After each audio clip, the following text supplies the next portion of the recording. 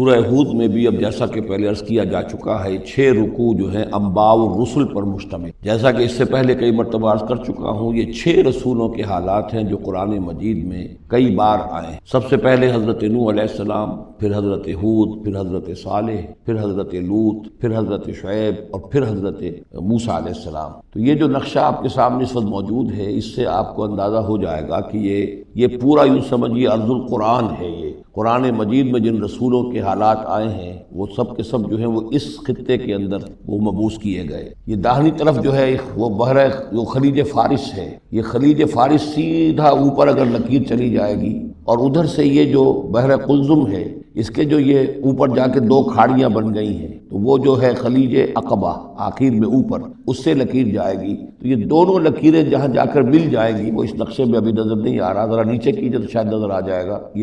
یہ جگہ ہے جہاں پہ وہ سرخ نشان بنا ہوا ہے، یہ علاقہ ہے جہاں کے حضرت نوح علیہ السلام کی قوم آباد تھی، اور معلوم ہوتا ہے کہ اس وقت تک نسل انسانی صرف اسی علاقے میں تھی۔ یہیں پر عذاب آیا ہے، بہت بڑا جو طوفان آیا ہے، اور اسی سے ذرا اور اوپر چل کر شمال کی طرف پہاڑی علاقہ ہے کوہ ارارات، اور اسی میں کوہ جودی ہے۔ یہ علاقہ ہے وہ کہ جس کے اندر حضرت نوح علیہ السلام کی قوم آباد۔ اس کے بعد جب وہ حضرت نوح علیہ السلام اور ان کے جو بھی بیٹے تھے وہ بچ کر جب آباد ہوئے ہیں، تو پھر ان کا ایک بیٹا جو ہے حضرت سام، وہ عراق میں آ کر آباد ہو گئے۔ یہ جو سفید سا آپ کو نظر آ رہا ہے، یہ عراق کا علاقہ ہے، یعنی اسی علاقے سے ذرا نیچے اترے اور عراق میں آباد ہو۔ حضرت سام کی نسل میں پھر بہت سی قومیں پیدا ہوئی ہیں، تو انہی میں سے پھر ایک قوم ہے جو نیچے آئی ہے جزیرہ نما عرب کے بالکل جنوب میں۔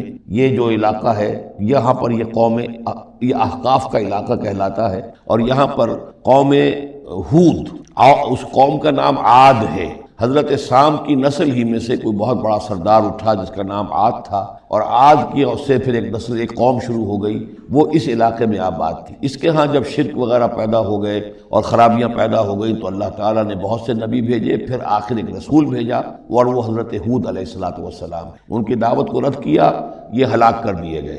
یہاں سے حضرت ہود اپنے ان ساتھیوں کو لے کر نکلے، اور عرب کے تقریباً وہ وسط میں وہ علاقہ ہجر کا علاقہ کہلاتا ہے، اس علاقے میں آ کر آباد ہو گئے۔ یہاں ان کے ہاں ایک بڑی شخصیت ابھری جس کا نام سمود تھا، تو اس سے یہ قوم سمود مشہور ہوئی ہے۔ انہوں نے میدانوں کے اندر محل بنائے، اور ساتھ ہی یہ ہے کہ جو پہاڑی علاقہ ہے بہت سخت گرینائٹ راکس ہیں، ان کو تراش کر ان کے اندر بھی مکان بنائے۔ یہ قوم سمود ہے۔ تو قوم نوح، قوم ہود، قوم سمود، یہ تینوں قومان جو ہیں حضرت ابراہیم علیہ السلام سے پہلے کی۔ اب پھر لوٹیے عراق کی طرف، عراق ہی میں جو قوم باقی رہی انہی میں حضرت ابراہیم علیہ السلام کی بعثت ہوئی۔ لیکن حضرت ابراہیم علیہ السلام کے بارے میں یہ انداز جو انباء الرسل کا ہے وہ قرآن مجید میں کہیں نہیں ہے۔ یہاں پہ آپ دیکھیں گے سورہ ہود میں ان کا تذکرہ آئے گا، لیکن وہ قصص النبیین کے انداز میں تذکرہ آئے گا، انباء الرسل کے انداز میں نہیں آئے گا۔ حضرت ابراہیم یہاں سے، اور یہاں سے پھر انہوں نے ہجرت کی عراق سے، اور شام چلے گئے، پورا صحرا کراس کر کے شام میں جا کر،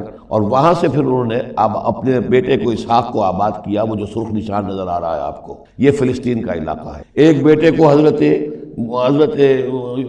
اسماعیل علیہ السلام کو یہاں مکے میں لا کر آباد کیا۔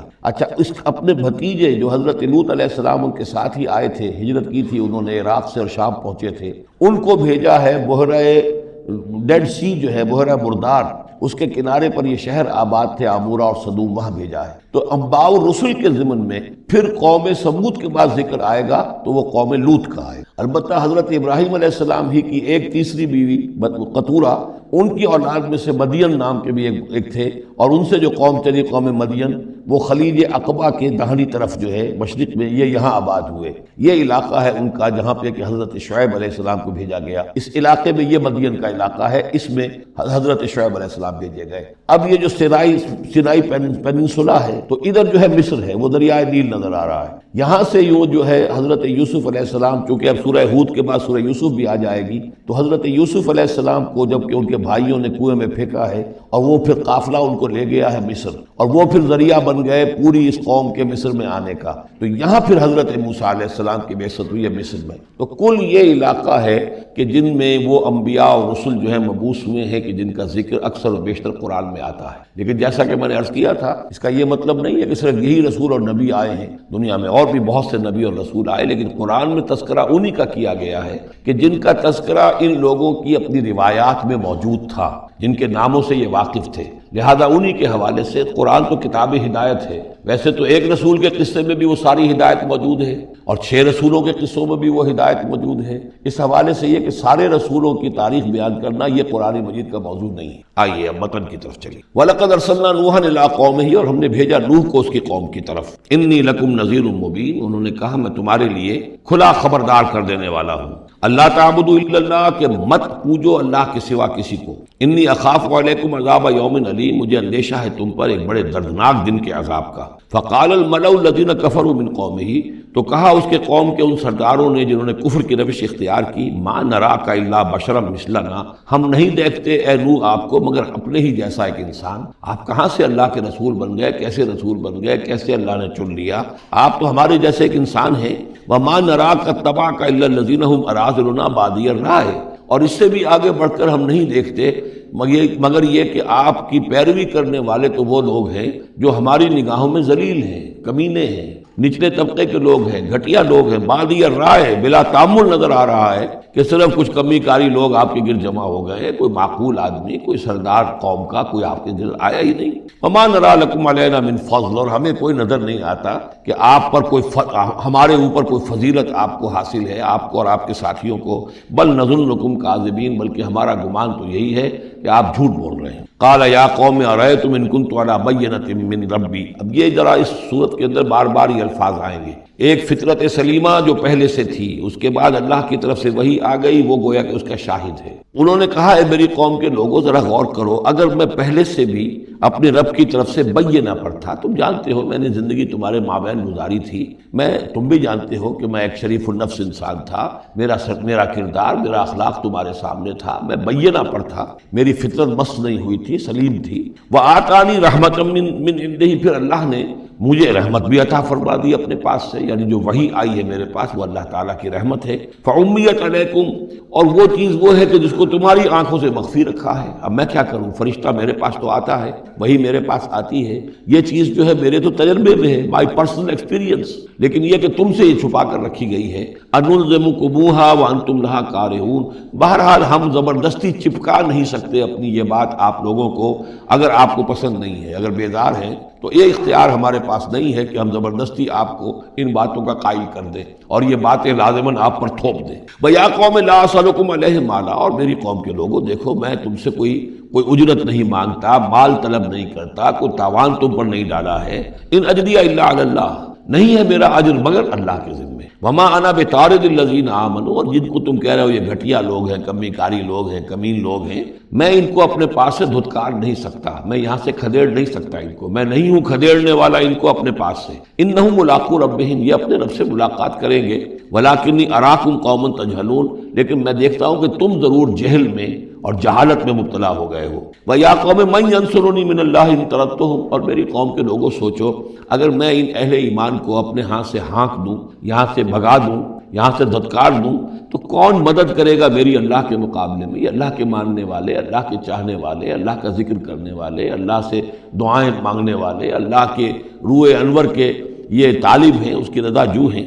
افلا تذکرون، تو کیا تم نصیحت اخذ نہیں کرتے؟ ولا اقول لکم عندی خزائن اللہ، وہی بات جو حضور سے ہم پڑھ چکے ہیں پہلے، اور میں نہیں کہتا تم سے کہ میرے پاس اللہ کے خزانے ہیں، میں نے کب کہا ہے کہ میرا اختیار ہے اللہ کے خزانوں پر؟ ولا عالم الغیب، نہ میں غیب کا علم رکھتا ہوں۔ ولا اقول انی ملک، نہ میں یہ کہتا ہوں کہ میں کوئی فرشتہ ہوں۔ ولا اقول للذین تزدری اعینکم، اور نہ میں یہ کہتا ہوں ان لوگوں کے بارے میں جنہیں تمہاری آنکھیں حقیر دیکھ رہی ہیں، تم حقارت کے ساتھ دیکھ رہے ہو، لن یؤتیہم اللہ خیرا، میں تو نہیں کہہ سکتا کہ اللہ تعالیٰ انہیں کوئی خیر نہیں دے گا، کیا پتہ تم اندازہ بھی نہ کر سکو کیا مقامات بلند اللہ ان کو عطا کرے گا جنت میں، یہ کس طریقے سے اللہ تعالیٰ کے فراح و ریحان و جنت و نعیم سے جو ہے وہ مشرف ہوں گے۔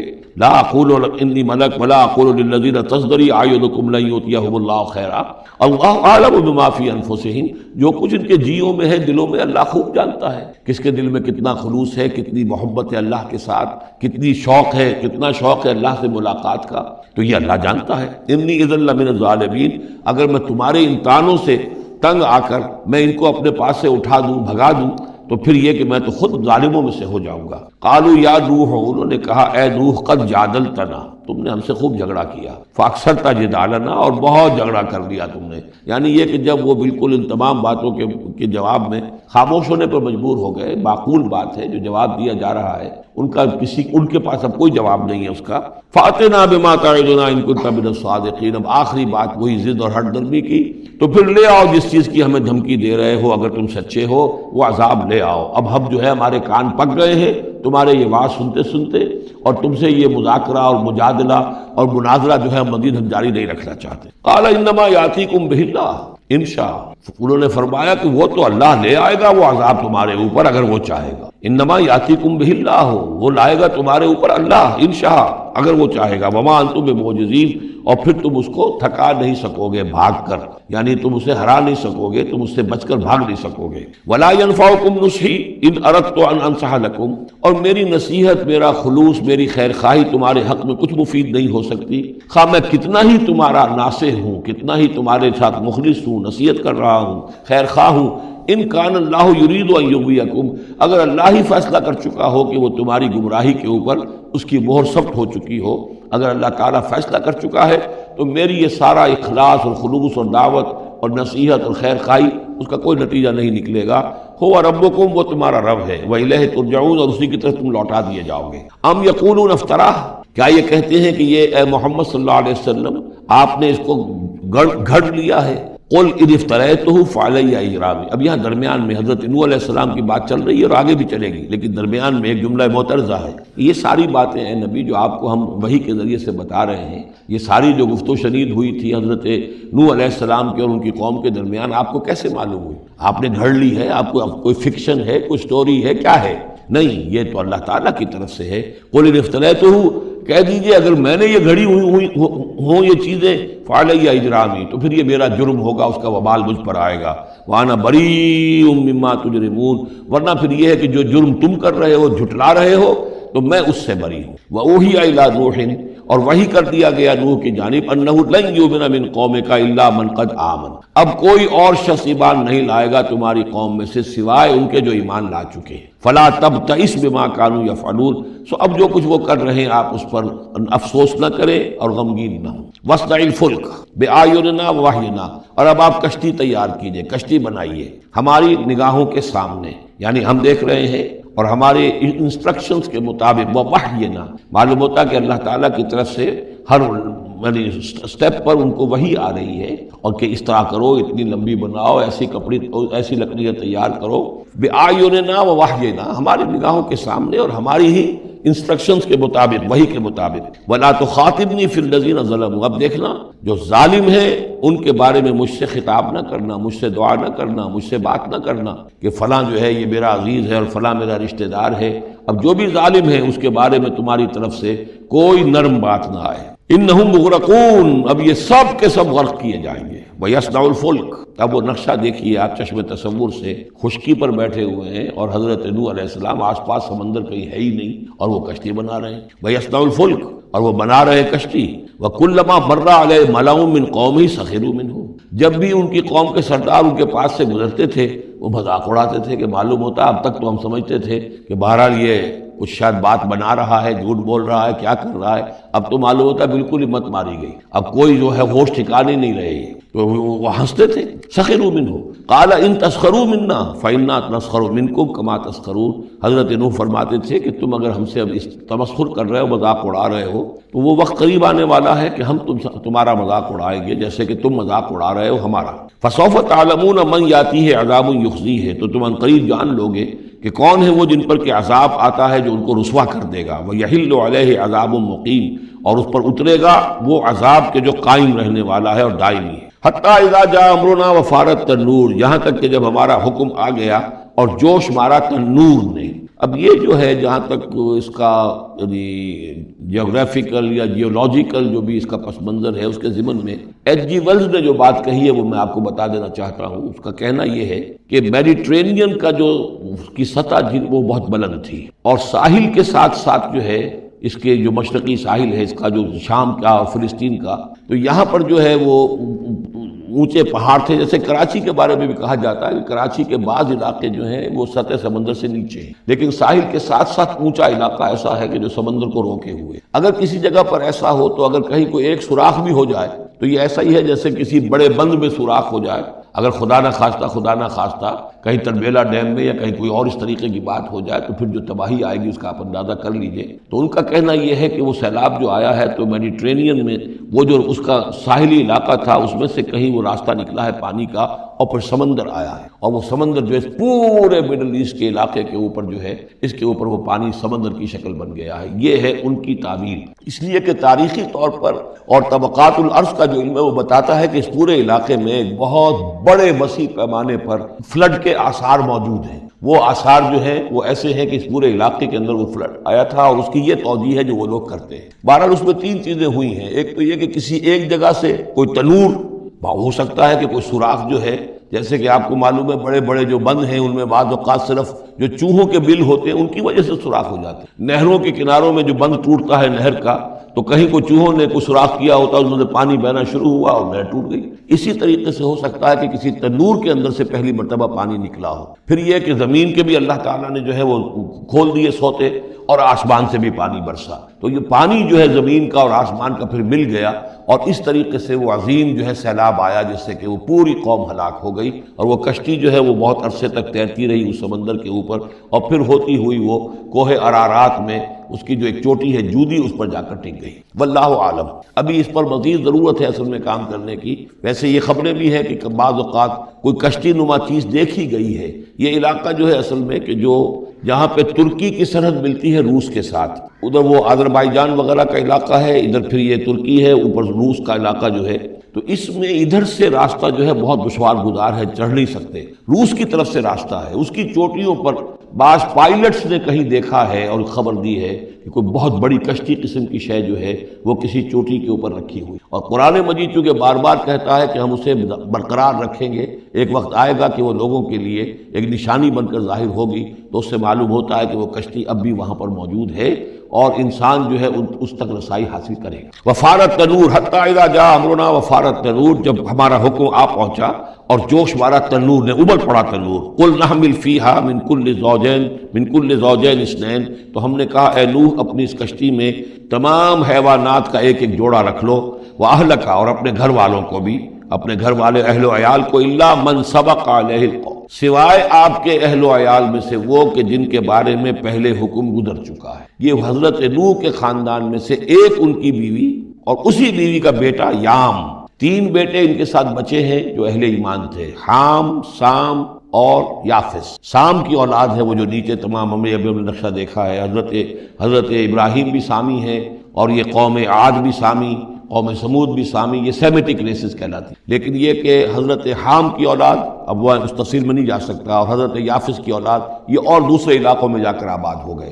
یہ جو نیچے کی طرف اترے ہیں یہ حضرت سام کی نسل. چوتھا بیٹا ان کا تھا یام، یا اس کا ایک خطاب اور بھی تھا کنعان، اور اس کی جو ماں تھی تو یہ مشرک تھے اور یہ اہل ایمان کے ساتھ شریک نہیں تھے، لہذا یہ کشتی میں شامل نہیں ہوئے. تو آپ اب رکھ لیجئے، سوال کرا لیجئے اپنی کشتی میں من کل زوجین اثنین، ہر نوع کا ایک ایک جوڑا تمام حیوانات میں سے، وَأَهْلَكَ، اور اپنے گھر والوں کو، إِلَّا مَنْ سَبَقَ عَلَيْهِ الْقَوْلُ، مگر سوائے اس کے کہ جن کے اوپر پہلے سے حکم ہو چکا ہے. وَمَنْ آمَنَ، اور باقی جتنے بھی اہل ایمان آپ کے ہیں ان سب کو بھی سوار کر لیجئے. وَمَا آمَنَ مَعَهُ إِلَّا قَلِيلٌ، اور نہیں ایمان لائے تھے ان کے ساتھ مگر بہت ہی کم، نہ ہونے کے برابر. قلیل جو ہے انگریزی میں اے لٹل اور دی لٹل، ان دونوں میں جو فرق ہے، یہاں قلیل جو ہے دی لٹل کے معنی میں آیا ہے کہ بالکل نہ ہونے کے برابر. وقال ارکبوا فیہا بسم اللہ مجریہا ومرساہا، اور حضرت نوح نے فرمایا اب سوار ہو جاؤ اس میں، اللہ کے نام کے ساتھ ہی ہے اس کا چلنا بھی اور اس کا لنگر انداز ہونا بھی. اللہ ہی اس کو چلائے گا بھی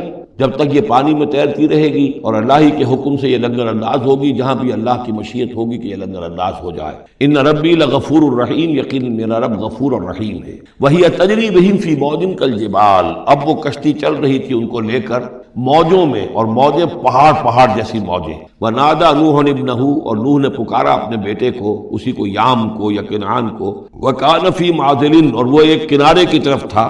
یا بنیا ارکب معنا، اے میرے بیٹے آؤ ہمارے ساتھ شریک ہو جاؤ، ولا تکن مع الکافرین، اور کافروں کا ساتھ نہ دو، کافروں کے ساتھ نہ رہو، بلکہ ہماری کشتی میں آ جاؤ۔ قال سآوی الی جبل یعصمنی من الماء، اس نے کہا نہیں میں ابھی اس پہاڑ کے اوپر چڑھ جاؤں گا، میں وہاں پہنچ جاؤں گا، وہ مجھے پانی سے بچا لے گا۔ قال لا عاصم اليوم من امر اللہ الا من رحم، حضرت نوح نے فرمایا نہیں، آج کے دن کوئی شے بچانے والی نہیں ہے اللہ کے امر سے سوائے اس کے جس پر اللہ ہی رحم فرما دے۔ وحال بینہم الموج، اور اسی گفتگو کے دوران ایک بڑی سی موج حائل ہوئی ان کے مابین، فکان من المغرقین، اور وہ بیٹا جو ہے ان کی نگاہوں کے سامنے غرق ہو گیا۔ وقیل یا ارض ابلعی ماءک، اور کہہ دیا گیا اے زمین اپنے پانی کو نگل جا، واپس پانی زمین کے اندر جذب ہو جائے۔ کتنا وقت لگا ہوگا یہ اللہ بہتر جانتا ہے، لیکن یہ آخر کار جو شکل بنی ہے کہ زمین کے اندر پانی جذب ہو گیا جو زمین سے آیا تھا۔ وَيَا سَمَاءُ أَقْلِعِي، اور اے آسمان تو بھی اب تھم جا، جو بھی بارش آنی تھی، جو اس طوفان کے لیے، اس کو بھی اختتام کا حکم ہو گیا۔ وَغِيضَ الْمَاءُ، اور پانی سکھا دیا گیا۔ وَقُضِيَ الْأَمْرُ، اور فیصلہ چکا دیا گیا۔ وَاسْتَوَتْ عَلَى الْجُودِي، اور وہ کشتی جو ہے جودی پہاڑ کے اوپر جا کر رک گئی۔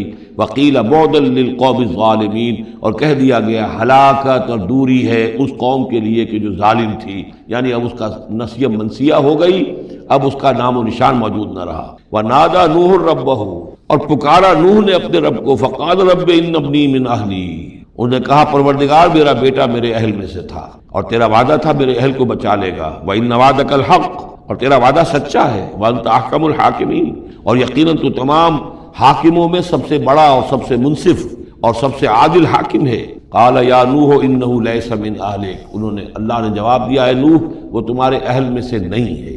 انہ عمل غیر صالح، اس کے اعمال، اس کا کردار، اس کے عقائد، اس کے نظریات غیر صالح ہیں۔ فلا تسألن ما لیس لک بہ علم، تو اب مجھ سے ان چیزوں کے بارے میں سوال نہ کرو جس کے لیے تمہارے پاس کوئی علم نہیں ہے۔ انی اعوذک ان تکون من الجاہلین، اور میں تمہیں نصیحت کر رہا ہوں کہ تم جاہلوں میں سے نہ بن جاؤ۔ یہاں وہ یاد کر لیجئے سورہ انعام کی آیت 35، اس میں حضور سے کہا گیا تھا فلا تکونن من الجاہلین، میں نے اس وقت بھی نوٹ کرا دیا تھا کہ یہ سخت ترین الفاظ یا حضور سے فرمائے گئے ہیں سورہ انعام میں، اور یہاں پر سورہ ہود میں یہ آئے ہیں حضرت نوح علیہ السلام سے خطاب کرتے ہوئے، انی اعوذک ان تکون من الجاہلین۔ سنت اس کو تسلیم نہیں کرتے، اس کی وجہ یہ ہے کہ جو قاعدہ دیا گیا ہے سورہ نور میں وہ یہ ہے کہ اللہ تعالیٰ صالح لوگوں کے لیے بیویاں بھی دیکھ دیتا ہے، اور جو خبیثات للخبیثین والخبیثون للخبیثات والطیبین والطیبات للطیبین والطیبین للطیبات، تو یہ چیزیں جو ہے اس کے چونکہ خلاف جاتا ہے، اس لیے یہ کہ صرف مشرک ہونے کی حد تک کہ یہ مشرک تھے باپ ماں بیٹا، اس لیے جو کٹے رہے، تو اسی پر اہل سنت کا اجماع ہے۔ قال رب انی اعوذ بک ان اسألک ما لیس لی بہ علم، حضرت نوح نے عرض کیا پروردگار میں تیری پناہ طلب کرتا ہوں اس سے کہ میں تجھ سے ایسی بات کا سوال کروں جس کے لیے کہ میرے پاس کوئی علم نہیں ہے۔ وَإِلَّا تَغْفِرْ لِي وَتَرْحَمْنِي، اور اگر تو نے مجھے معاف نہ فرما دیا اور رحم نہ فرمایا، اکم من الخاسرین، تو میں تو ہو جاؤں گا خسارہ پانے والوں میں۔ قیل یا نوح اہبط بسلام منا وبرکات علیک، ہم نے کہا نوح اب اترو، اس کشتی سے اترو، بسلام منا، ہماری طرف سے سلامتی کے ساتھ، و برکات، اور برکتوں کے ساتھ، علیکا، جو تم پر بھی ہوں گی، وعلی امم ممن معک، اور ان امتوں پر بھی ہماری یہ برکات ہوں گی کہ جو ان لوگوں کے ساتھ جو ان کی نسل سے وجود میں آئیں گی جو تمہارے ساتھ ہیں۔ تو گویا کہ نسل انسانی بعد میں عام خیال یہی ہے کہ حضرت نوح علیہ السلام کے 3 بیٹوں ہی سے چلی ہے، باقی اگر کچھ لوگ تھے بھی ان کے ساتھ تو وہ ایسے تھے کہ جن کی کوئی نسل آگے نہیں چلی ہے، بلکہ یہ دنیا کی جو نسلیں اس وقت دنیا میں ہیں نوع انسانی، وہ یہ حضرت یافس، حضرت حام اور حضرت سام کی نسل ہی سے ہیں۔ یہ خیال ہے، واللہ عالم، یقین کے ساتھ نہیں کہا جا سکتا، ویسے میرا اپنا رجحان بھی اسی طرف ہے۔ حضرت یافس کی اولاد جو ہے وہ یہ جو پہاڑی علاقہ ہے، جیسا کہ ابھی آپ نے نقشے میں دیکھا تھا، اس سے اوپر جو ہے یہ سینٹرل ایشیا کے پہاڑ ہیں، اس پہاڑ کو کراس کیا انہوں نے، اور وہ جو پھر میدانی علاقہ ہے روس کا، اور اس کی طرف سے ہوتے ہوتے وہ صحرائے گوبی سے ہوتے ہوئے چین کا، تو حضرت یافس کی اولاد ادھر پھیل گئی ہے، یورپ سے لے کر اور چائنا تک یہ سب یافس کی نسل ہے۔ حضرت حام کی اولاد مشرق اور مغرب میں چلی گئی، اسی پہاڑی سلسلے کے دامن میں ہوتی ہوئی ایک شاخ ان کی ایران ہوتے ہوئے بھارت چلی گئی، انڈیا چلی گئی، سندھ اور ہند، اور ایک شاخ جو ہے سینائی پیننسولا کراس کر کے یہ سوڈان اور مصر چلی گئی۔ یہ ہے حضرت حام کی نسل میں سے۔ یہ عام طور پر جو ہمارے پرانے ماہرین انساب ہیں ان کا کہنا یہ ہے۔ انہی میں سے معلوم ہوتا ہے کہ جو یہ یورپین ہیں، جو کہ انڈو ایرانین جو کہلاتے ہیں ایرینز، تو یہ ایرینز جو ہے یہ سب حضرت حام کی اولاد میں سے معلوم ہوتے ہیں۔ ان میں سے گریکس بھی ہیں اور ان میں رومنز بھی ہیں اور ان میں جرمنز بھی ہیں۔ باقی جو ہے نسلیں جو ہے یہ اینگلو سیکسنز، یہ ہیں حضرت یافسی کی نسل سے، جو اوپر سے جا کر اور یہ اسکینڈینیوین کنٹریز سے ہو کر پھر نیچے اترے ہیں یورپ کی طرف۔ تو یہ جو ناردرنرز کہلاتے ہیں، دی نارڈک ریسز، شمالی اقوام جو ہے اینگلو سیکسنز ان میں سے ہیں، لیکن جو مشرقی یورپ کی یہ اقوام ہیں یہ اصل میں یہ بھی آریائی نسل جو ہے حضرت حام کی نسل میں سے، واللہ عالم۔ تو یہاں وہ الفاظ آ گئے تھے، قال یا نوح بسلام منا وبرکات علیک وعلی امم ممن معک، ان امتوں اور قوموں پر بھی سلامتی اور برکات جو ان میں سے ہوں گی جو تمہارے ساتھ ہیں، تمہارے ساتھ جو اس کشتی میں سوار ہیں، وَأُمَمٌ سَنُمَتِّعُهُمْ، اور کچھ اور قومیں بھی ہوں گی، فرقے ہوں گے جنہیں ہم کچھ سامان دیں گے دنیا کا، ثُمَّ يَمَسُّهُم مِّنَّا عَذَابٌ أَلِيمٌ، اور پھر ان کے اوپر ہماری طرف سے ایک بڑا زبردست عذاب آئے گا، جیسے کہ پھر قوم ہود پر اور قوم صالح پر آیا ہے۔ تِلْكَ مِنْ أَنْبَاءِ الْغَيْبِ نُوحِيهَا إِلَيْكَ، یہ غیب کی خبروں میں سے ہے جو وحی کر رہے ہیں ہم آپ کی جانب اے محمد صلی اللہ علیہ وسلم۔ وَمَا كُنْتَ تَعْلَمُهَا أَنْتَ وَلَا قَوْمُكَ، اور نہیں جانتے تھے آپ ان کو، نہ آپ نہ آپ کی قوم ان سے واقف تھی، من قبل ھذا، اس سے پہلے، فاصبر، تو اے نبی صبر کیجئے، ان العاقبۃ للمتقین، یقیناً آخری انجام جو ہے وہ بھلا ہوگا اہل تقوی ہی کا۔ وَإِلَىٰ عَادٍ أَخَاهُمْ هُودًا، یہ سام کی نسل کی ایک شاخ جو نیچے اتری ہے اور یہ پہنچ گئی ہے جزیرہ نمائے عرب کے تقریباً جو ساؤدرن ڈیزرٹ ہے جو آج کا، اس کے اندر، اور عاد کی قوم کی طرف ہم نے بھیجا اخاہم ہودا، ان کے بھائی ہود کو، قال یا قوم اعبدوا اللہ ما لکم من الہ غیرہ ان انتم الا مفترون، انہوں نے کہا میری قوم کے لوگوں تمہارا کوئی الہ اللہ کے سوا نہیں ہے اور یہ باقی تم نے نام گھڑ لیے ہیں، کوئی اور معبود نہیں ہے، کسی کی حقیقت نہیں ہے۔ یا قوم لا اسألکم علیہ اجرا، اور میری قوم کے لوگوں میں تم سے کوئی اجر کا طالب نہیں ہوں، ان اجری الا علی الذی فطرنی، نہیں ہے میرا اجر مگر اسی کے ذمے جس نے مجھے پیدا فرمایا، افلا تعقلون، تو کیا تم عقل سے کام نہیں لیتے۔ وَيَا قَوْمِ اسْتَغْفِرُوا رَبَّكُمْ، اور میری قوم کے لوگوں اللہ سے استغفار کرو، اپنے گناہوں کی معافی چاہو، توبہ کرو، اس شرک کو اور بت پرستی کو چھوڑو، ثم توبوا الیہ، پھر اس کی جناب میں رجوع کرو، یرسل السماء علیکم مدرارا، وہ آسمان سے تم پر چھاجوں پانی برسائے گا، وَيَزِدْكُمْ قُوَّةً إِلَىٰ قُوَّتِكُمْ، اور تمہاری جو قوت اس نے عطا کی ہوئی ہے اس میں اور قوت کا اضافہ فرمائے گا، وَلَا تَتَوَلَّوْا مُجْرِمِينَ، لیکن یہ کہ روگردانی نہ کرو مجرموں کی طرح اور مجرم بن کر۔ قالوا یا ہود ما جئتنا ببینہ، انہوں نے کہا کہ اے ہود دیکھو تم کوئی ہمارے پاس سند لے کر نہیں آئے، کوئی معجزہ لے کر نہیں آئے، وما نحن بتارکی آلہتنا عن قولک، اور ہم نہیں ہیں اپنے معبودوں کو چھوڑنے والے صرف تمہارے کہنے سے، وما نحن لک بمؤمنین، اور ہم نہیں ہیں تمہاری بات ماننے والے، ان نقول الا اعتراک بعض آلہتنا بسوء، ہم تو یہی کہتے ہیں اس کے سوا اور کچھ نہیں ہمارا خیال کہ ہمارے بعض معبودوں کی جو تم نے کوئی گستاخی کی ہے، ان کی نفی کی ہے، تو ان کی طرف سے تمہیں کوئی تکلیف پہنچ گئی ہے، یعنی تمہارا دماغی توازن ٹھیک نہیں رہا ہے، کوئی آسیب تمہیں ہو گیا ہے، تم پر پھٹکار پڑی ہے ہمارے بعض معبودوں کی۔ قال انی اشہد اللہ واشہدوا، حضرت ہود نے فرمایا دیکھو میں اللہ کو گواہ کر کے کہہ رہا ہوں اور تم بھی گواہ رہو، انی بریء مما تشرکون، کہ جن کو تم شریک ٹھہرا رہے ہو میں ان سے بری ہوں، بیزار ہوں، میرا ان سے کوئی تعلق نہیں۔ وہی بات جو حضرت ابراہیم نے فرمائی تھی کہ مجھے ان کا کوئی خوف نہیں، من دونہ ہی، اس کے سوا تم جو شرک کر رہے ہو، فکیدونی جمیعا، تو تم سب کے سب مل کر میرے خلاف جو چاہو کارروائی کر لو، کیدونی، جو چالیں چلنی چاہے چل لو، ثم لا تنظرون، مجھے کوئی مہلت نہ دو، انی توکلت علی اللہ ربی و ربکم، میں نے تو توکل کیا ہے اپنے رب پر، اللہ پر جو میرا بھی رب ہے اور تمہارا بھی رب ہے، ما من دابۃ الا هو آخذ بناصیتها، نہیں ہے کوئی بھی جاندار مگر یہ کہ اس کی پیشانی جو ہے اللہ ہی کے ہاتھ میں ہے۔ وہ دعا جو میں نے آپ کو سنائی تھی اس میں حضور کے الفاظ بھی یہ ہیں، وَنَاصِيَتِي بِيَدِكَ اللہم انی عبدک وابن عبدک وابن امتک فی قبضتک ناصیتی بیدک، ماضٍ فی حکمک عدل فی قضاؤک هو آخذ بناصیتها، ہر جاندار کی پیشانی اللہ کے ہاتھ میں، یعنی اس کی قسمت، اس کی تقدیر، اسے کیا ملنا ہے، اس کے ساتھ کیا ہونا، یہ سب اللہ کے ہاتھ میں ہے۔ ان ربی علی صراط مستقیم، یقیناً میرا رب تو سیدھی راہ پر ملے گا، سیدھی توحید کی راہ پر جاؤ گے تو رب کے قریب پہنچو گے۔ میرا رب جو ہے وہ عدل و انصاف کے راستے سے اور صراط مستقیم ہی سے اس تک رسائی حاصل ہو سکتی ہے۔ فَإِن تَوَلَّوْا فَقَدْ أَبْلَغْتُكُم مَّا أُرْسِلْتُ بِهِ إِلَيْكُمْ، پھر اگر تم پیٹھ موڑ لو، منہ پھیرو، انکار کرو، تو میں نے پہنچا دیا ہے تمہیں وہ پیغام جو مجھے دے کر بھیجا گیا تھا۔ مَا أُرْسِلْتُ بِهِ إِلَيْكُمْ وَيَسْتَخْلِفُ رَبِّي قَوْمًا غَيْرَكُمْ، پھر میرا رب جو ہے تمہیں تباہ کرے گا، ختم کرے گا، اور تمہاری جگہ کسی اور قوم کو لے آئے گا۔ وَلَا تَضُرُّونَهُ شَيْئًا، اور تم اس کا کچھ بگاڑ نہیں سکو گے۔ ان ربی علی کل شیء حفیظ، یقیناً میرا رب جو ہے ہر چیز کا نگہبان ہے۔ وَلَمَّا جَاءَ أَمْرُنَا، جب ہمارا حکم آ گیا، عذاب کا فیصلہ، نَجَّيْنَا هُودًا وَالَّذِينَ آمَنُوا مَعَهُ، ہم نے نجات دے دی، بچا لیا ہود کو اور ان کو جو اس کے ساتھ ایمان لائے تھے، برحمت منا، اپنی رحمت سے، وَنَجَّيْنَاهُم مِّنْ عَذَابٍ غَلِيظٍ، اور ہم نے انہیں بچا لیا ایک بہت ہی گاڑھے اور بھاری عذاب سے۔ وَتِلْكَ عَادٌ جَحَدُوا بِآيَاتِ رَبِّهِمْ، یہ تھے عاد، یہ تھی قوم، بڑی زبردست قوم، انہوں نے انکار کیا اپنے رب کی آیات کا، وَعَصَوْا رُسُلَهُ، اور انہوں نے نافرمانی کی اپنے رسولوں کی۔ یہ رسولوں سے مراد کیا ہے؟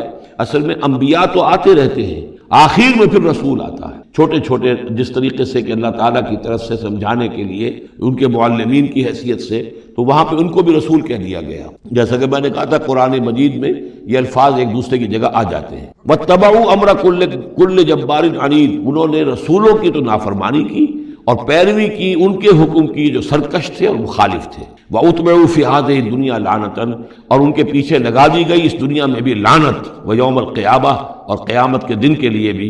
أَلَا إِنَّ عَادًا كَفَرُوا رَبَّهُمْ، آگاہ ہو جاؤ، قوم عاد نے اپنے رب کا کفر کیا تھا۔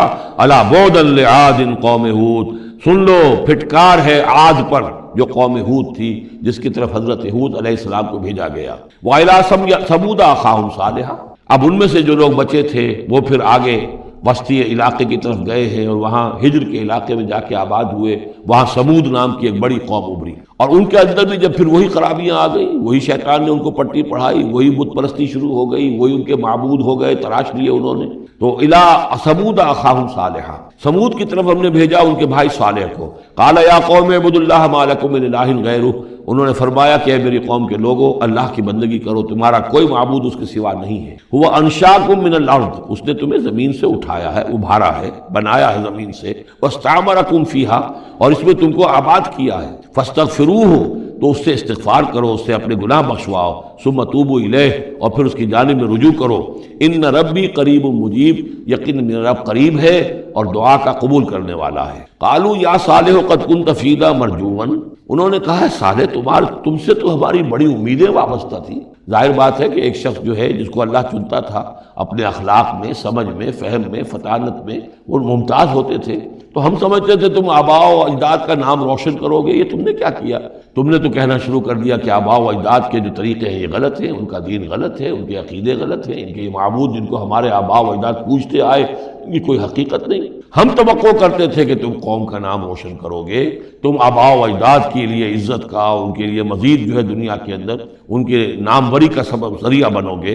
قالوا یا صالح قد كنت فینا مرجوا، تم سے تو ہمیں بہت سی امیدیں تھی، قبل ھذا، اس سے پہلے، اتنہانا نعبد ما یعبد آباؤنا، یہ کیا ہوا تم ہمیں روک رہے ہو ان چیزوں کو پوجنے سے کہ جن کو ہمارے آباء و اجداد پوجتے تھے۔ وَإِنَّنَا لَفِي شَكٍّ مِّمَّا تَدْعُونَا إِلَيْهِ مُرِيبٍ، اور یقیناً جس چیز کی طرف تم ہمیں بلا رہے ہو اس کے بارے میں ہمیں شکوک و شبہات ہیں، ہمارا دل اس پر ٹھکتا نہیں ہے۔ قال یا قوم ارأیتم ان کنت علی بینۃ من ربی، وہی بات انہوں نے کہی، اے میری قوم کے لوگوں سوچو، اگر میں پہلے سے بھی اپنے رب کی طرف سے بینہ پڑھتا، میری فطرت سلیم تھی، تم دیکھتے تھے کہ میں تمہارے درمیان ایک اچھا آدمی تھا، صاف ستھرا کردار رکھنے والا انسان تھا، میری فطرت صالح تھی، وآتانی منہ رحمۃ، اور اللہ نے پھر مجھے اپنے پاس سے رحمت عطا کر دی، اب وہی آ گئی، نبوت عطا کر دی گئی، فمن ینصرنی من اللہ ان عصیتہ، تو اب اگر میں اللہ کی نافرمانی کروں تو مجھے مجھے کون بچائے گا اللہ سے؟ کون اس کی پکڑ سے مجھے بچا سکے گا؟ فما تزیدوننی غیر تقصیر، تو تم تو اضافہ نہیں کرو گے میرے لیے مگر خسارے کے اندر۔ تم چاہتے ہو کہ میں اپنی اس چیز کو چھوڑ کر اور آباء و اجداد کا نام لوں اور ان کے معبودوں کو پوجنا شروع کر دوں، تو تم تو میری تباہی کے در پہ ہو۔ وَيَا قَوْمِ هَٰذِهِ نَاقَةُ اللَّهِ لَكُمْ آیَةٌ، اور دیکھو میری قوم کے لوگوں، یہ اللہ کی اونٹنی ہے، تمہارے لیے ایک نشانی ہے۔ فَذَرُوهَا تَأْكُلْ فِي أَرْضِ اللَّهِ، اسے چھوڑے رکھو، یہ چرتی رہے اللہ کی زمین میں، جہاں چاہے جہاں سے چاہے کھائے۔ وَلَا تَمَسُّوهَا بِسُوءٍ، اور دیکھنا کسی برے ارادے سے اس کو ہاتھ نہ لگانا۔ فَيَأْخُذَكُمْ عَذَابٌ قَرِيبٌ، تو پھر تمہیں آ پکڑے گا وہ عذاب کہ جو اب دور نہیں ہے، قریب ہی ہے۔ فَعَقَرُوهَا، تو انہوں نے اس کی کونچیں کاٹ ڈالی، اس کو ہلاک کر دیا۔ فَقَالَ تَمَتَّعُوا فِي دَارِكُمْ ثَلَاثَةَ أَيَّامٍ، حضرت صالح نے فرمایا کہ اچھا ٹھیک ہے، اب تم اپنے گھروں کے اندر جو بھی کھانا پینا ہے، رچنا بسنا ہے، تین دن تک رہ لو اور بس لو۔ ذَلِكَ وَعْدٌ غَيْرُ مَكْذُوبٍ، یہ وہ وعدہ ہے کہ جو جھوٹا ثابت نہیں ہوگا۔ فَلَمَّا جَاءَ أَمْرُنَا، تو جب ہمارا وہ فیصلہ آ گیا، ہماری بات آ گئی، ہمارا حکم پہنچ گیا، نجینا صالحا والذین آمنوا معہ، ہم نے نجات دی صالح کو بھی اور ان لوگوں کو جو ان کے ساتھ ایمان لائے تھے، برحمت منا، اپنی خاص رحمت سے، ومن خزی یومئذ، اور اس دن کی رسوائی سے اللہ ہم نے انہیں بچا لیا۔ ان ربک هو القوی العزیز، یقیناً آپ کا پروردگار زور والا ہے، زبردست ہے۔ واخذ الذین ظلموا الصیحۃ، اور ان ظالموں کو، مشرکوں کو، کافروں کو پکڑ لیا ایک ہولناک آواز نے، ایک چنگھاڑ آئی۔ فَأَصْبَحُوا فِي دِيَارِهِمْ جَاثِمِينَ، تو وہ اپنے گھروں کے اندر اوندھے پڑے رہ گئے۔ كَأَن لَّمْ يَغْنَوْا فِيهَا، ایسے ہو گئے جیسے کبھی یہاں آباد تھے ہی نہیں، کبھی یہاں کوئی رہتا تھا ہی نہیں۔ أَلَا إِنَّ ثَمُودَ كَفَرُوا رَبَّهُمْ، آگاہ ہو جاؤ، ثمود نے اپنے رب کا کفر کیا۔ أَلَا بُعْدًا لِّثَمُود، آگاہ ہو جاؤ، پھٹکار ہے ثمود پر۔ وَلَقَدْ جَاءَتْ رُسُلُنَا بِإِبْرَاهِيمَ بِالْبُشْرَىٰ، اب یہاں حضرت ابراہیم کا ذکر آ رہا ہے۔ میں نے کہا تھا کہ 3 رسول پری ابراہمک، نوح، ہود، صالح، 3 رسول کو ہم کہہ سکتے ہیں پوسٹ ابراہمک، اگرچہ ان میں سے ایک جو ہیں وہ ہم عصر ہیں۔ حضرت لوط حضرت ابراہیم علیہ السلام ہی کے بھتیجے ہیں، انہی پر ایمان لائے تھے، ان کے ساتھ ہی انہوں نے ہجرت کی۔ پھر ان کے بعد شعیب، وہ بھی حضرت نوح حضرت ابراہیم کی نسل سے ہیں۔ پھر جو بھی بنی اسرائیل تھے ان میں موسیٰ بھیجے گئے، وہ بھی حضرت ابراہیم کی نسل سے ہیں۔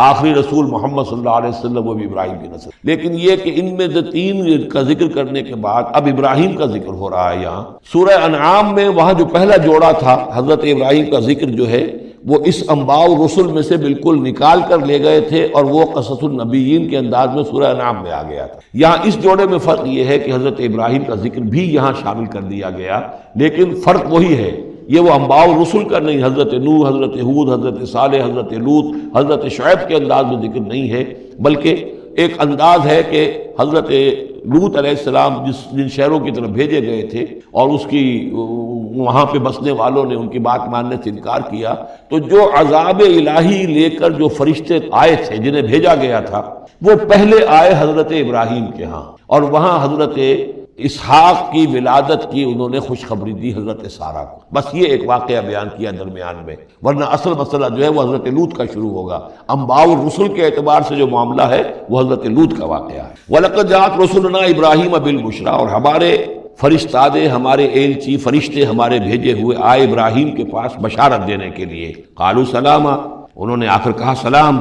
قال سلام، حضرت ابراہیم نے بھی سلام کا جواب سلام سے دیا۔ فما لبث ان جاء بعجل حنیذ، تو پھر ذرا بھی دیر نہ کی، فوراً گئے اور ایک تلا ہوا بچڑا ان کی ضیافت کے لیے لا کر سامنے رکھ دیا۔ فلما رأى أيديهم لا تصل إليه، تو جب انہوں نے دیکھا کہ ان کا تو ہاتھ آگے بڑھ ہی نہیں رہا، اس بچڑے کا گوشت کھانے کے لیے آمادہ ہی نہیں ہے، نکرہ ہوں، تو اب وہ کچھ کھٹکے دل میں کہ یہ ہے کون۔ اس زمانے میں رواج یہ ہوتا تھا کہ دشمن جب آتے تھے کسی کو قتل کرنے کے لیے تو اس کا نمک نہیں چکھتے تھے، نمک خوار ہو جائیں گے تو پھر کیسے قتل کریں گے۔ تو ایک تو اندیشہ یہ ہوا کہ یہ کسی برے ارادے سے آئے ہیں جو میری یہ ضیافت قبول نہیں کر رہے۔ نکرہم وأوجس منہم خیفہ، اور ان کے دل میں، حضرت ابراہیم کے دل میں ان کی طرف سے ایک خوف پیدا ہو گیا۔ قالوا لا تخف، انہوں نے کہا نہیں آپ ڈریے نہیں، انا ارسلنا الی قوم لوط، اصل میں تو اللہ کے ہم فرشتے ہیں، بھیجے گئے ہیں قوم لوط کے، اب وہ آخری فیصلہ اس کا جو ہے وہ ہمیں چکانا ہے۔ وامرأتہ قائمۃ فضحکت، ادھر کہیں حضرت سارہ بھی پیچھے کہیں کھڑی ہوئی ہوں گی پردے کے پیچھے،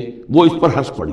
مطلب یہ کہ حضرت ابراہیم کی جو حالت انہوں نے دیکھی کہ میرا شوہر خوفزدہ ہو گیا تھا، تو اس کے اوپر کچھ ان کا معاملہ ہوا، فضحکت، وہ ہنسی، فبشرناہا باسحاق، تو ہم نے انہیں بشارت دی اسحاق، یعنی فرشتوں نے ان کو بشارت دی اسحاق۔ حضرت اسماعیل کی ولادت ہو چکی ہے، لیکن حضرت اسماعیل کو تو حضرت ابراہیم جا کر چھوڑ آئے ہیں اور وہ تو مکے میں آباد ہے۔ حضرت سارہ کی اولاد ہوئی نہیں تھی، اصل جو خاندانی بیوی تھی ان کی وہ تو حضرت سارہ تھی۔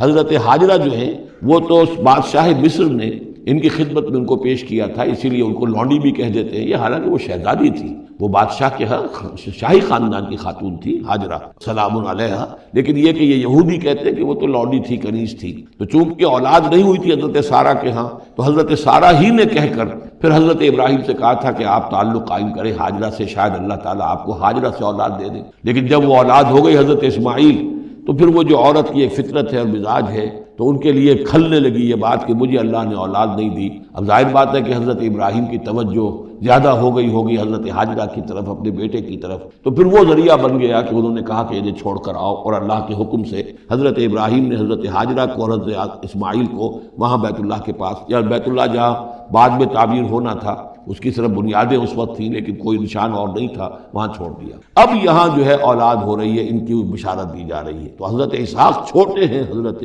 اسماعیل سے۔ فضحکت فبشرناہا باسحاق ومن وراء اسحاق یعقوب، اور یہ بھی کہا کہ پھر اسحاق کے بعد اسحاق کے ہاں ایک بیٹا ہوگا یعقوب، وہ بہت ہی ہمارے ہاں اس کا درجہ بہت بلند ہوگا، یعنی بیٹے کی بشارت پھر پوتے کی بشارت۔ قالت یا ویلتا آلد وانا عجوز وہذا بالی شیخا، انہوں نے کہا ہائے میری خرابی، کہ اب میں جنوں گی جبکہ میں ہو چکی ہوں نہایت بوڑھی، اور میرا یہ شیخ جو ہے، میرا یہ جو شوہر ہے یہ بھی شیخ ہے، یہ بھی ضعیف ہے، بوڑھا ہو چکا ہے۔ ان ھذا لشیء عجیب، یہ تو بڑی عجیب بات جو آپ بتا رہے ہیں، یہ خوشخبری مجھے دے رہے ہیں اس بڑھاپے کی عمر میں کہ میرے یہاں بیٹا ہوگا۔ قالوا اتعجبین من امر اللہ، ان فرشتوں نے کہا کہ کیا آپ تعجب کرتی ہیں اللہ کے معاملے میں؟ اللہ کا فیصلہ ہے، اللہ جیسے چاہے پیدا کرے، ہم اللہ کی طرف سے خوشخبری دے رہے ہیں، اپنی طرف سے نہیں دے رہے۔ رحمت اللہ وبرکاتہ علیکم اہل البیت، اے نبی کے گھر والوں تم پر اللہ کی رحمت ہو، اس کی برکتیں ہیں۔ اب یہاں اہل البیت کو سمجھ لیجئے کس کے لیے ہے؟ حضرت سارہ کے لیے۔ اہل بیت رسول ازواج مطہرات، ان کی ایکسٹینشن ہے جو حضور نے کہا ہے اللہم ہؤلاء اہل بیتی، اے اللہ یہ بھی میرے اہل بیت، حضرت فاطمہ، حضرت علی، حضرت حسن، حضرت حسین، وہ بھی اہل بیت میں، یہ ایکسٹینشن ہے۔ اہل بیت اصلاً نبی کی بیوی، یہاں پر کس کے لیے آ رہا؟ حضرت سارہ کے لیے، گھر والے، ہم کہتے بھی ہیں گھر والے، گھر والے کون ہوتے ہیں؟ گھر والی تو بیوی ہوتی ہے۔ قالوا اتعجبین من امر اللہ رحمت اللہ وبرکاتہ علیکم اہل البیت انہ حمید مجید، یقیناً اللہ حمید ہے اور مجید ہے، بہت بزرگ ہے، بڑائیوں والا ہے، اور اپنی ذات میں ستودہ صفات ہے۔ فلما ذهب عن ابراہیم الروع، جب ابراہیم کا خوف جاتا رہا، وجاءت البشریٰ، اور یہ بشارت پہنچ گئی، ان کے لیے خوشی کی بات تھی کہ اب سارہ کے ہاں بھی اللہ تعالیٰ بیٹا عطا کرے گا۔ یجادلنا فی قوم لوط، اب اس نے جھگڑنا شروع کر دیا ہم سے قوم لوط کے بارے میں۔ یہ مجادلہ جو ہے یہ تورات میں بڑی تفصیل سے آیا ہے کہ دیکھو تم جو جا رہے ہو، اگر اس شہر کے اندر، ان بستیوں کے اندر 50 آدمی بھی راست باز ہوں گے تو کیا کرو گے؟ کیا پھر بھی ہلاک کر دو گے؟ فرشتوں نے کہا نہیں، اگر 50 آدمی وہاں ہوئے، اگر راست باز ہوئے تو ہم ہلاک نہیں کریں۔ اچھا دیکھو، میری کوئی حیثیت نہیں ہے، میں بہت ناچیز ہوں، لیکن میں پھر جرأت کرتا ہوں، میں اللہ سے عرض کرتا ہوں کہ اچھا ہو سکتا ہے 40 ہوں وہاں پر، تو پھر اچھا 40 بھی ہوئے تو پھر ہم ان کو بھی پھر چھوڑ دیں گے، بستیوں کے اوپر عذاب نہیں آئے گا۔ ہوتے ہوتے 5 پہ آ گئے، جس پہ کہ آخر میں کہا گیا کہ اے ابراہیم چھوڑو اب اس بات کو، اب یہ تمہارے رب کا فیصلہ آ چکا۔ وہاں ایک بھی نہیں ہے، تم 5 کی بات کر رہے ہو۔ وہاں تو سوائے حضرت لوط علیہ السلام کی خود اور ان کی 2 بیٹیوں کے اور کوئی بھی نہیں تھا کہ جو ان شہروں میں سے بچا ہو۔ تو یجادلنا فی قوم لوط، اب وہ قوم لوط کے بارے میں ہم سے جھگڑنے لگے، یعنی چونکہ وہ حلیم الطبع تھے، طبیعت میں نرمی تھی، وہی جو حضور کی طبیعت میں بھی تھی، حضرت ابو بکر کی طبیعت میں بھی تھی، اس وجہ سے انہوں نے کہا کہ عذاب سے بچنے کی کوئی شکل ہو سکے۔ ان ابراہیم لحلیم اواہ منیب، 3 الفاظ جمع کر دیے گئے۔ یقیناً ابراہیم بہت ہی حلیم بھی تھا، بہت ہی نرم دل تھا، اور بہت ہی اللہ کی جناب میں رجوع کرنے والا تھا۔ یا ابراہیم عارض عن ھذا، تو اب کہا گیا ان سے کہ ابراہیم اب چھوڑیے، اب اس بات سے آپ ذرا قطع تعلق کیجئے۔ انہو قد جاء امر ربک، یہ تو اب آپ کے رب کا فیصلہ آ چکا ہے۔ وانہم آتیہم عذاب غیر مردود، اب ان پر وہ عذاب آ کر ہی رہے گا جسے لوٹایا نہیں جا سکے۔ وَلَمَّا جَاءَتْ رُسُلُنَا لُوطًا سِیءَ بِهِمْ ضَاقَ بِهِمْ ذَرْعًا، تو جب آئے ہمارے یہ فرشتادے بھیجے ہوئے، ہمارے یہ پیغامبر، یہ فرشتے لوط کے پاس، سیاہ بہم، کہ وہاں پر یہ بھیجے گئے تھے بہت خوبصورت لڑکوں کی شکل میں، اور ان کے ہاں جو تھا معاملہ، آپ کو معلوم ہے کہ جو عبرت پرستی ان کے ہاں تھی اور جو سوڈمی تھی، تو یہ لڑکے خوبصورت آ گئے تو اس قوم کے لیے، تو ان کے لیے جشن ہو گیا کہ ہمارے لیے شکار آ گئے ہیں بہت اچھے، لوط کے ہاں بڑے عمدہ شکار پہنچے ہیں، لہذا وہ سب غول کے غول اب آ رہے ہیں حضرت لوط علیہ السلام کے گھر پر چڑھائی کر رہے ہیں۔ تو جب ہمارے یہ فرشتادہ، ہمارے یہ جو نوجوان لڑکوں کی شکل میں جن کو بھیجا گیا تھا فرشتوں کو، جب پہنچے حضرت لوط کے پاس، سیاہ بہم، وہ ان کو دیکھ کر بہت غمگین ہوا کہ یہ بڑا میرے لیے، وضاق بہم ذرعن، ان کا دل بڑا تنگ ہوا، وقال ھذا یوم عصیب، اور انہوں نے کہا یہ تو میرے لیے بڑا سختی کا دن آ گیا، میرے پاس اتنی طاقت نہیں ہے کہ میں ان بدبختوں کا مقابلہ کر سکوں، اپنے ان مہمانوں کو ان کی دست برد سے میں بچا سکوں۔ اور وہ لوگ جو ہیں جانتے تھے جس قسم کی خبیث ان کی تباہی ہو چکی تھی کہ وہ کسی اپیل اور کسی دلیل سے باز آنے والے نہیں ہیں، تو اس سے ان کے دل کے اندر جو ہے وہ ایک عجیب کیفیت پیدا ہوئی۔ سیء بہم وضاق بہم ذرعا وقال ھذا یوم عصیب وجاءہ قومہ یہرعون الیہ، اور اب آئی اس کی قوم اس کے پاس والہانہ دوڑتی ہوئی، بڑے خوشی سے ناچتے ہوئے آ رہے ہیں کہ آج تو ہمارے لیے جو ہے وہ بہت ہی عمدہ شکار پہنچ گیا ہے۔ وَمِن قَبْلُ كَانُوا يَعْمَلُونَ السَّيِّئَاتِ، اور وہ پہلے ہی سے ان گندے کاموں کے اندر ملوث تھے۔ قَالَ يَا قَوْمِ هَؤُلَاءِ بَنَاتِي هُنَّ أَطْهَرُ لَكُمْ، حضرت لوط نے فرمایا کہ دیکھو میری قوم کے لوگوں، میری بیٹیاں موجود ہیں، وہ تمہارے لیے بہت پاکیزہ ہیں۔ اس کے دو معنی کیے گئے، ایک تو یہ کہ بیٹیوں سے مراد ہے کہ جو تمہاری بیویاں ہیں وہ میری بیٹیوں کے مانند ہیں۔ نبی جو ہوتا ہے وہ گویا کہ قوم کے لیے والد کی جگہ ہے، جیسے کہ قرآن مجید میں وَأَزْوَاجُهُ أُمَّهَاتُهُمْ، حضور کی تمام ازواج جو ہیں وہ پوری امت کے لیے ماؤں کے درجے میں، تو گویا کہ میری بیٹیاں ہیں، اللہ نے تمہارے لیے ان کو پیدا کیا ہے، تمہارے لیے جوڑا بنایا ہے، وہ پاک جو ہے تمہارے لیے راستہ اپنی شہوت کی کے تقاضے کو پورا کرنے کے لیے صحیح راستہ اس کو چھوڑ کر، اور یہ بھی ہو سکتا ہے کہ انہوں نے اپنی بیٹیوں ہی کو پیش کیا ہو کہ تمہیں اگر کرنا ہی ہے تو نکاح کر لو، میں اپنی بیٹیاں تمہیں نکاح میں دینے کو تیار ہوں، لیکن میرے جو یہ مہمان ہیں ان کے بارے میں مجھے رسوا نہ کرو۔ قال یا قوم هؤلاء بناتی هن اطہر لکم فاتقوا اللہ ولا تخزون فی ضیفی، تو اللہ کا خوف کرو اور دیکھو مجھے میرے مہمانوں کے معاملے میں رسوا مت کرو۔ الیس منکم رجل رشید، کیا تم میں کوئی ایک آدمی بھی شریف اور کوئی ایک آدمی بھی نیک چلن نہیں رہا؟ یعنی کوئی تو تم میں سے ایسا نکل آتا جو میرا ساتھ دیتا، جو میری ہاں میں ہاں ملاتا، تم میں تو معلوم ہوتا ہے کہ کوئی ایک شخص بھی شریف النفس باقی نہیں رہا۔ قالوا لقد علمت ما لنا فی بناتک من حق، انہوں نے کہا کہ اے لوط تمہیں خوب معلوم ہے تمہاری بیٹیوں پر ہمارا کوئی حق نہیں ہے۔ اس سے معلوم ہوتا ہے وہ دوسری ہی بات ہی زیادہ راجح ہے۔ وَإِنَّكَ لَتَعْلَمُ مَا تُرِيدُ ما نُرِيدُ، اور تم خوب جانتے ہو جو ہم چاہتے ہیں، یعنی باتیں مت بناؤ، ہماری توجہ جو ہے ادھر ادھر لے جانے کی کوشش نہ کرو، تم جانتے ہو ہم جو چاہتے ہیں، جس کے لیے ہم حاضر ہوئے ہیں، جس کے لیے ہم پہنچے ہیں۔ قال لو ان لی بکم قوۃ، انہوں نے کہا کاش کہ میرے پاس تمہارے مقابلے کے لیے کوئی طاقت ہوتی، او آوی الی رکن شدید، یا میں کوئی قلعہ ایسا ہوتا جس میں مضبوط میں جا کر پناہ لے لیتا اور تم سے اپنے آپ کو اور اپنے مہمانوں کو بچا لیتا۔ یہاں ہے اصل میں حضور صلی اللہ علیہ وسلم کی ایک حدیث میں الفاظ آئے ہیں، یرحم اللہ لوطا لقد کان یاوی الی رکن شدید، اللہ تعالیٰ رحم فرمائے لوط پر، وہ ایک مضبوط قلعے میں تھے، اللہ تعالیٰ کی حفاظت تو انہیں حاصل تھی،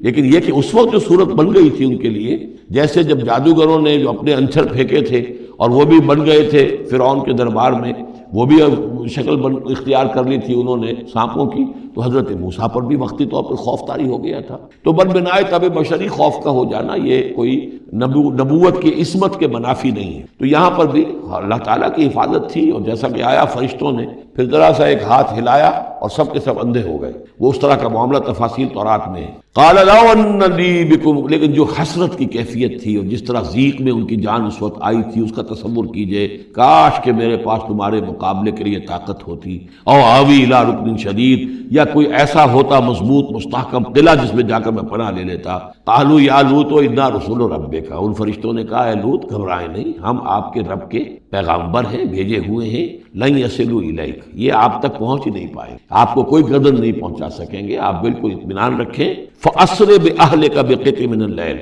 اور ابھی رات کا ایک حصہ جو باقی ہے اس میں آپ اپنے اہل کو لے کر، اپنے گھر والوں کو لے کر نکل جائیے اس بستی سے۔ وَلَا يَلْتَفِتْ مِنْكُمْ أَحَدٌ، اور کوئی بھی آپ میں سے پیچھے نہ دیکھے، پیچھے توجہ نہ کرے، پیچھے کی طرف کوئی خیال نہ آئے کہ ہمارے دوست تھے اور ہمارے یہ تھے اور ہمارے عزیز تھے، الا امرأتک، اور آپ کی بیوی بھی ساتھ نہیں جائے گی، وہ بھی یہیں رہے گی۔ یہ دو بیویاں ہیں جلیل القدر پیغمبروں کی، جن کا ذکر پھر آئے گا بڑی وضاحت کے ساتھ سورہ تحریم میں۔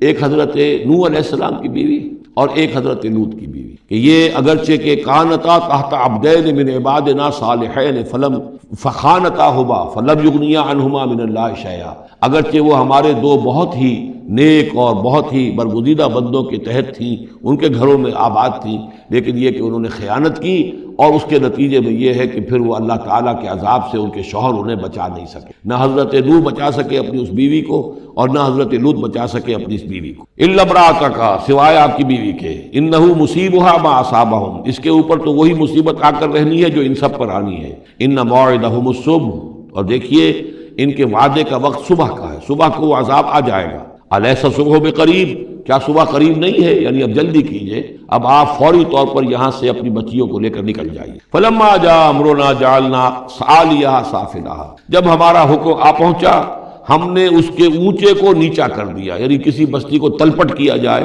تو چھت نیچے ہو جائے گی اور جو بنیادیں اوپر آ جائیں گی۔ عالیہا سافلہا، الٹ کر رکھ دیا بستیوں کو۔ وامطرنا علیہا حجارۃ من سجیل، اور مزید ان کے اوپر ہم نے بارش برسائی کنکروں کی، پتھروں کی، یعنی یہ کہ ایک طرف تو یہ کہ کچھ زلزلہ آیا یا کچھ اور زمین میں دھماکہ ہوا، ایکسپلوژن ہوا جس سے وہ بستیاں الٹ گئیں، اور اس کے بعد یہ ہے کہ آسمان سے پھر بارش ہوئی ہے ان پر سجیل۔ یہ سجیل اصل میں فارسی کا لفظ ہے سنگ گل، سنگ گل یعنی یہ کہ مٹی جو ہے اگر کسی صحرا کے اندر تھوڑی سی پھوار پڑے اور زیادہ تیز بارش نہ ہو تو وہ ہر قطرے کے ساتھ تھوڑی سی مٹی مل کر وہ ایک چھوٹا سا دانہ بنتا ہے، اور وہ پھر دھوپ جب پڑتی ہے تو وہ پھر پک جاتا ہے، جیسے کہ کہیں آپ اینٹیں پکاتے ہیں اپنے بھٹیوں کے اندر، یہ پھر کہلاتی ہے سنگ گل۔ یعنی یہ پتھر تو ہے لیکن یہ پتھر نہیں ہے، یہ مٹی کے بنے ہوئے پتھر ہیں، کنکر ہیں۔ ان کنکروں کی بارش ہوئی جس کے اندر کہ اس کو بالکل دفن کر دیا گیا ان دونوں شہروں کو۔ منضود، تہ بر تہ، تہ بر تہ، وہ جو بارش ہو رہی تھی کنکروں کی تہ بر تہ۔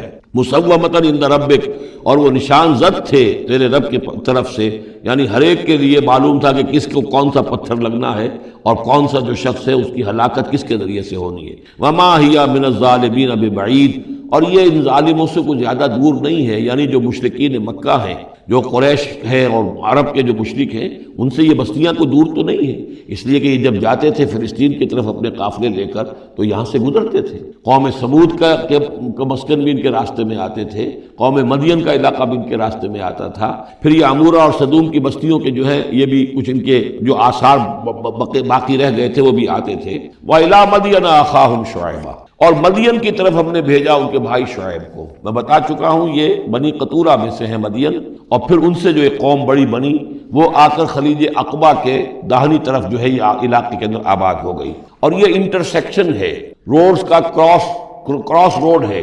قافلے جو جنوب سے شمال کو جاتے تھے یمن سے شام کو، اور شام سے یمن کو، وہ گزرتے تھے شمالاً جنوباً، اور قافلے جو عراق سے آتے تھے اور مصر کو جاتے تھے وہ گزرتے تھے شرقاً غرباً۔